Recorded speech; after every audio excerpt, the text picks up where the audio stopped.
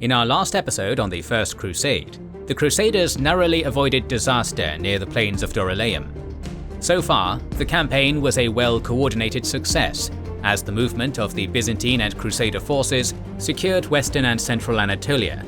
The next goal of the campaign was the impregnable stronghold erected by Seleucus, the site of the first Christian church founded by St. Peter and fortified by Justinian, Antioch. In 1098, this great city would also become the place where crusading as we know it today was born, amidst one of the most brutal sieges in history. You might say crusading was reborn in a different way much later, all the way in 2002, when our sponsor Medieval Total War was released. One of the classics of strategy gaming, this hybrid empire builder and RTS battler finished building the framework of the Total War franchise by adding fully realized siege battles into the mix, and took the world by storm back in the day. And it still makes for a challenging epic strategy experience right now, unlocking the satisfaction of seeing your moment-to-moment orders on the battlefield go on to have grand effects on the entire world back on the strategy map. The 19th of August is the game's 20th anniversary, and to mark it there'll be a special sale on the Medieval Total War collection on Steam, a version that includes the Viking Invasion expansion. Considering that it was pretty cheap already, it's going to be an easy buy at an even lower price. But the sale ends on August 22nd, so get in there quick and experience one of the classics or relive old glories at this limited time price. During the summer of 1097, the Seljuk scorched earth policy, coupled with the difficult terrain, stripped the Westerners from their most powerful tool, their heavy war mounts. Some fell from cliffs, and others perished from lack of water, forcing many knights to ride oxen, mules, or simply travel on foot, while goats, sheep, and dogs were used as pack animals. Soldiers were so dehydrated that on the rare occasion that water sources were found, many suffocated themselves as they drank too much. After arriving at Heraclea, the army divided into two. The bulk of the forces took the longer route north through Cappadocia and then east, circling the formidable Anti-Taurus, while a smaller contingent took the direct approach via the Cilician gates. This strategy resulted from careful and cunning planning on behalf of Alexios, who wanted to ensure a base of operations which could be used for supplies and later reinforcement, but also provides us with an idea of how well disciplined and coordinated the Council of Princes really was. The expedition in Cilicia was commanded by Baldwin of Boulogne and Tancred, the supporting side characters of their more renowned relatives Godfrey and Bohemond, who now had the opportunity to prove their worth. Tancred led no more than 200 men, but was accompanied by an Armenian guide, allowing him to arrive at Tarsus before Baldwin, who had between 300 and 500 troops. What used to be the capital of the region and the place where Mark Antony first met Cleopatra was now a meagre town, which lost its port to centuries of sedimentation. On September 21, 1097, the Seljuk garrison rushed out to meet Tancred in open battle, but they were easily beaten back. The Norman then taunted the enemy, claiming that he was merely the vanguard of a massive Christian force.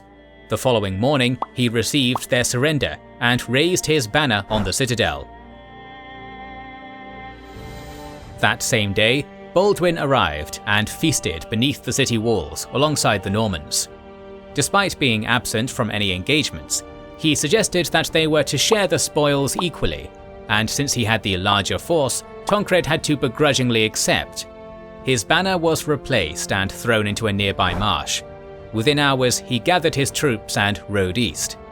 A month later, at dusk, a force of 300 southern Italian Normans arrived in order to reinforce Tancred, but were refused entry into Tarsus, forcing them to make camp under the walls. Unseen, the bulk of the Seljuk garrison slipped through the night and butchered them as they slept, before riding off into the distance.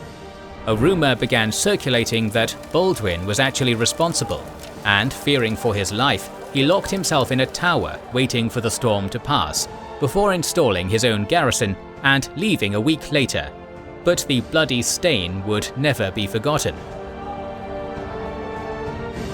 Meanwhile, Tancred had made it to Mamistra, where he was warmly welcomed by the local Armenians, who accepted him as their new ruler after the Seljuk garrison fled. Like clockwork, Baldwin arrived a few days later and camped near the city, but this time Tancred would not back down. The first Crusader confrontation was brief and more of a brawl than a battle. Some men were seriously injured, but no one was killed, and both sides made peace the next day before going on their separate ways. Tancred garrisoned Mamistra with 50 men, secured the port of Alexandretta, and met up with the main crusading host on its way to Antioch after establishing friendly relations and a stable base in Armenian Cilicia. As for Baldwin, his adventure was just beginning. While the rest of the Crusaders prepared to head south, he was guided by an Armenian named Bagrat, who promised great riches and fertile lands to the east. Accompanied by just 100 knights, he took a page from Tancred's book and was able to capture the towns of Tel Bashir and Ravindel with little more than a bluff. Initially, he rewarded Bagrat with lordship over the latter city, but before long a plot was uncovered and Baldwin hunted him down and brutally tortured him. News of these conquests soon spread, reaching the ear of Thoros, the Armenian ruler of Edessa, who was barely holding on to power.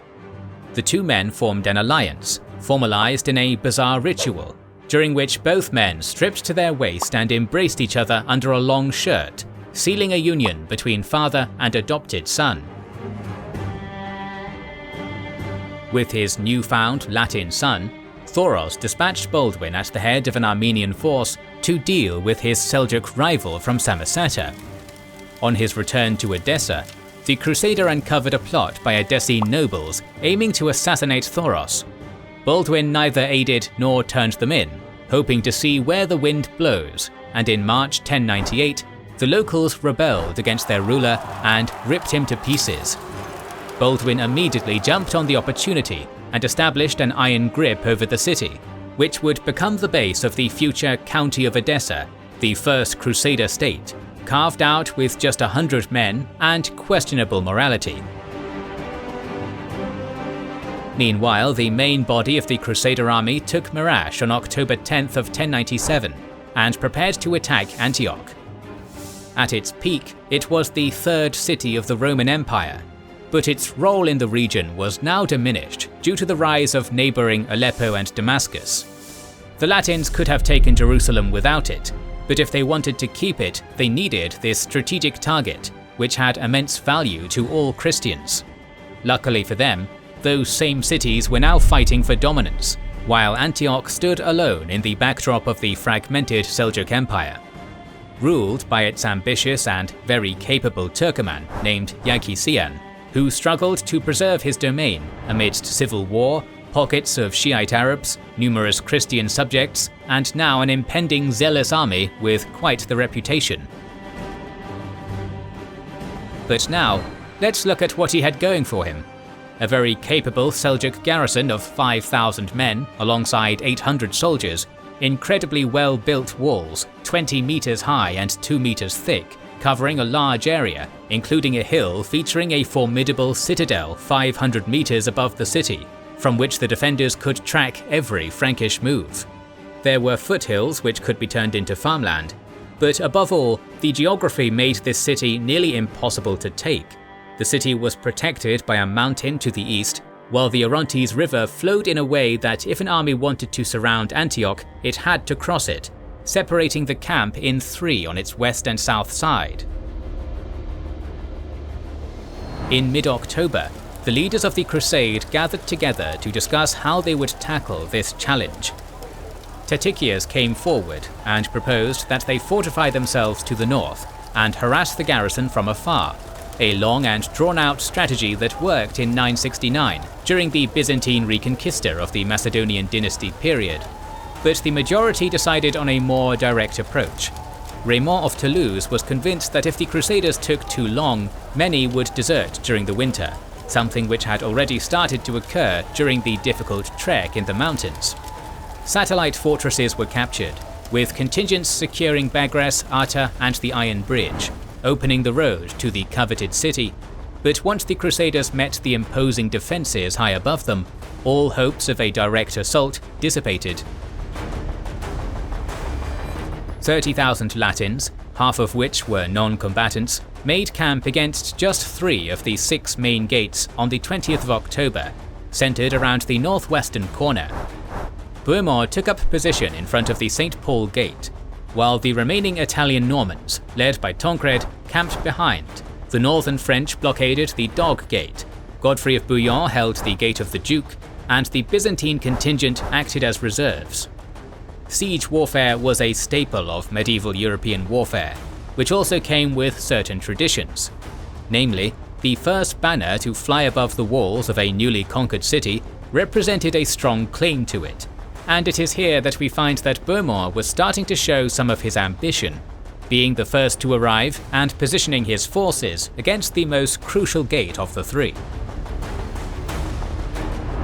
In the first 2 weeks, both sides were sizing each other up, which resulted in the calmest period, during which Yaghi sent out his sons to search for aid, and the Crusaders enjoyed plentiful supplies from the rich valley.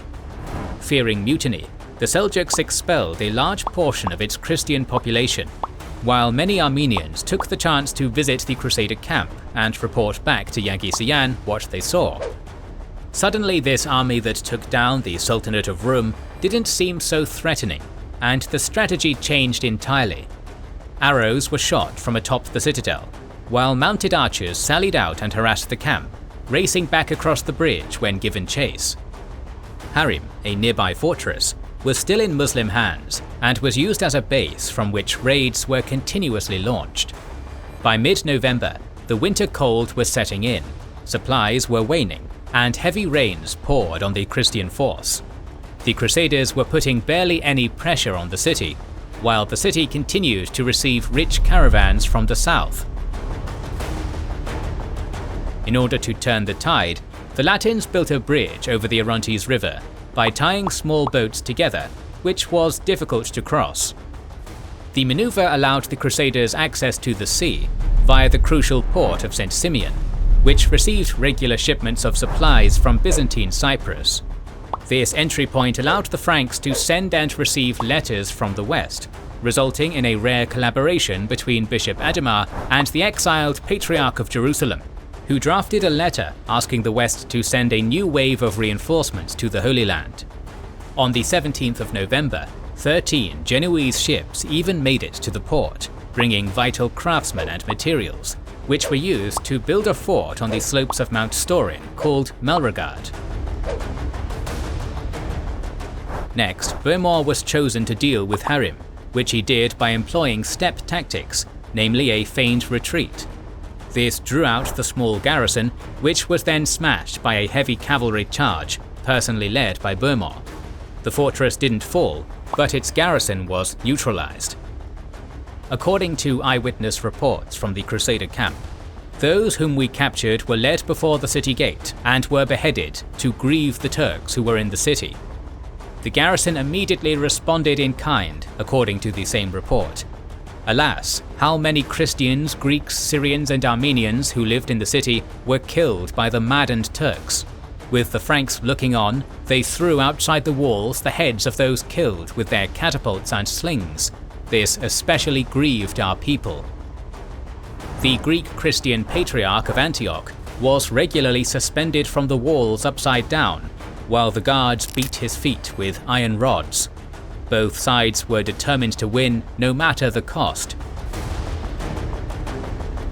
With the coming of December, the shipments became infrequent and hunger began to set in. Foraging parties ventured far from the camp, and many were picked off, never to be seen again. Merchants from Cilicia became one of the few lifelines for many, but greed and the dangers of making the journey led the traders to jack up their prices, which caused mass desertion amongst the poor. Those who could not afford to feed themselves were losing health, which led to the rapid spread of disease, causing the death of a fifth of the army. After celebrating a grim Christmas, Bohemond and Robert of Flanders left camp on a mission to find supplies, taking 400 knights and at least as many infantry with them east. The expedition did manage to find a significant amount of forage in the fertile area of Jabal as-Samak, raiding nearby villages. While camping near the town of Albara, the group made one of the worst strategic mistakes one can make. They didn't post scouts, and suddenly realized that a 10,000-strong army was on the horizon. The combined force of Damascus and Homs, led by the formidable Atabeg Tugtegin, was equally surprised to find the raiding party on the 31st of December after they answered Antioch's call for aid. Robert instantly rallied his knights and charged against the overwhelming force, stopping the Muslim force. Bohemond stayed back, pouncing at the right moment as the enemy was trying to flank his ally. Rather than risk failure for themselves and the entire crusade, the men retreated back into camp, abandoning all of the supplies they had managed to gather as well as those who were on foot. Such was the lack of war steeds that most of the cavalry chased after a single horse, who had lost his rider and galloped west. When the dust settled, the troops from Damascus regrouped and attacked the fleeing footmen, killing or capturing most of them. The blow inflicted by the Crusader force was not fatal, but it did discourage the already disinterested Muslim troops from continuing their expedition, so they headed back to Damascus. Over the next few days, Robert returned to pick up a few stragglers and supplies, but overall, despite preventing utter disaster, the mission failed to resupply the camp. But Bohemond and Robert's absence didn't go unnoticed. The all-seeing citadel reported the troop movement to Yaghi-Siyan, who ordered the garrison to sally out and attack the Crusader camp. To make matters worse, Robert of Normandy was absent, visiting a nearby port, and Godfrey was ill. Rushing out of the bridge gate, the Seljuks charged at the Provençal camp, where they met Raymond of Toulouse. After a quick engagement, the garrison force began to flee, as the southern French gave chase. Upon approaching the bridge gate, more enemies from both sides emerged, turning the attack into a rout. Men snatched riders from their saddles and pulled at their horses' tails, killing 15 knights and 20 footmen. Amidst the chaos, the bannerman of Bishop Adhemar, the spiritual leader of the crusade selected by Pope Urban himself, was slain. The next day, the prized banner was flown atop the wall of Antioch, taunting the besiegers, who saw the flag depicting the Virgin Mary and felt like a legion who had lost its eagle. The turn of the year signalled the lowest point of the crusade. After crossing thousands of kilometers and enduring countless attacks and terrible weather, the Crusaders were nearing their breaking point. An eyewitness reports, "At that time, the famished ate the shoots of bean seeds growing in the fields, and many kinds of herbs unseasoned with salt, also thistles, which, being not well cooked because of the deficiency of firewood, pricked the tongues of those eating them. Also horses, asses, camels, dogs, and rats. The poorer ones even ate the skins of the beasts and the seeds of grain found in manure." Simultaneously, the men witnessed a comet and aurora, felt an earthquake, and interpreted the signs as God's displeasure. It was at this crucial point when the clergy stepped up and decided to restore the faith by blaming it all on the sins of those involved. "We believed that these misfortunes befell the Franks, and that they were not able for so long a time to take the city because of their sins. Not only dissipation, but also avarice or pride or rapaciousness corrupted them." Bishop Adhemar took measures into his own hands, and began advocating that all women should be expelled from the camp, and the rest should fast for 3 days and form a procession around the city's walls. Theft and fornication were forbidden, and anyone who broke the rules was publicly punished. Around this time, a man and woman were caught in the act of adultery before being stripped and whipped for the whole army to see. These measures generally had a positive effect in restoring morale and discipline to the camp, but there were still some who deserted the cause, including none other than Peter the Hermit, who was caught trying to leave during the night. But by far the most impactful departure was that of Byzantine general Tatikius. Seeing the conditions reach an all-time low, the man who acted as quartermaster and representative of Alexios pledged to sail to Constantinople and come back with ships full of supplies. To make a strong statement, he even left all of his belongings in the camp. but for reasons which will become clear later, the shipments arrived, but the general did not. Writing with the benefit of hindsight, every Frankish chronicler will condemn both the emperor and his general, and many of their reports failed to mention these dozens of shipments, which allowed the siege to even reach this point. It was now late January of 1098, and Bohemond himself threatened to leave the campaign, stating that he lacked the funds to pay for his soldiers, which led to creating a common war chest, sponsored by Raymond, aimed at financing the purchase and maintenance of mounts. To ensure the army's cohesion, all Crusader leaders pledged to stay in the camp for 7 years, or until Antioch was taken. The garrison never stopped harassing the Crusaders, and during one of the many skirmishes, a glimmer of hope was born, as a high-ranking Seljuk nobleman was captured. After learning that his family commanded one of the towers, the Latins negotiated secret access to their tower as ransom, but Yakisayan uncovered the plot and relieved the family from their command. The Crusaders began torturing their high-profile prisoner, but to no avail. Just when things couldn't get any worse, the first days of February brought the news that a new army was approaching Antioch from the east. Ridwan of Aleppo gathered 12,000 men in order to lift the siege and gave the council an impossible task. The answer was in the form of 700 knights, riding the last healthy steeds the Crusaders could muster under the command of Bohemond. This was a big step, taken under desperation and based on his previous successes. With no infantry to slow him down, the Norman set out and hid his men behind a hill near the Iron Bridge, separating his force into 6 squadrons. From there, the Latins waited for the long column moving in from Aleppo. On the morning of February 9th, Ridwan was marching down the road with 2 detachments as a vanguard away from his main force. Bohemond could have easily held a defensive position at the bridge, but instead he sprung his ambush, ordering 5 of his squadrons to charge directly at the column, while he held back. One eyewitness described these first minutes of battle. The din of battle arose to heaven, for all were fighting at once, and the storm of missiles darkened the sky.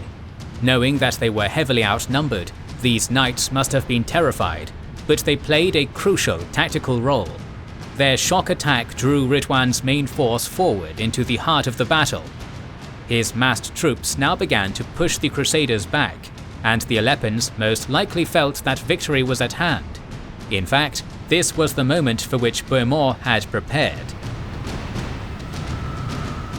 The author of the Gesta Francorum, who was amongst Bohemond's troops, wrote an impassioned description of this attack. So Bohemond, protected on all sides by the sign of the cross, charged the Turkish forces like a lion which has been starving for 3 or 4 days, which comes roaring out of its cave thirsting for the blood of cattle. His attack was so fierce that the points of his banner were flying right over the heads of the Turks. The other troops, seeing Bohemond's banner carried ahead so honourably, stopped the retreat at once, and all our men in a body charged the Turks, who were amazed and took flight.